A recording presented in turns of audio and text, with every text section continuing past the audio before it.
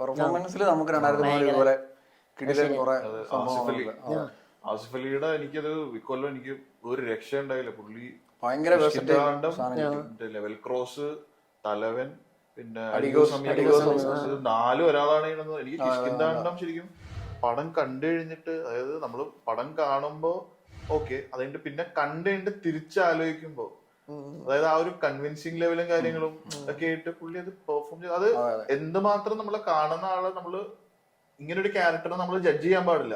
ആ ജഡ്ജ് ചെയ്യണ തെറ്റായിരിക്കണോന്ന് ഇവനെ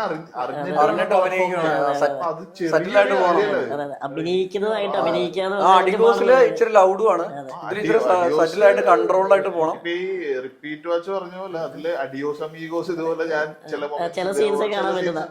വെറുതെ ഇരുന്നിട്ട് മറ്റേ ബസ്സൊക്കെ കാത്തിരിക്കണ ആളോട് പോയാലോ മറ്റേ സീനുണ്ടല്ലോ റീലായിട്ടൊക്കെ വരുന്നത് അടി അടി അടി അടി എന്നൊക്കെ പറയുന്നത്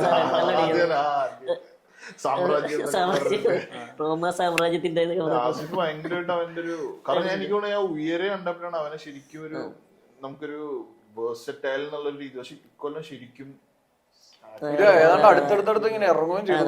ഈ ലെവൽ ക്രോസിലൊക്കെ ആദ്യം ഈ മേക്കപ്പ് പരിപാടിയാന്നൊക്കെ വിചാരിച്ചിരുന്നത്. പക്ഷെ കുറച്ചിനും പുള്ളി അതാ സെറ്റിലായിട്ടും നല്ല സെറ്റിൽ ഇത് പിടിച്ചു പോകുന്നുണ്ട്. നമ്മുടെ യൂത്ത് ആൾക്കാരെല്ലാരും കിടിലിനായി വരും.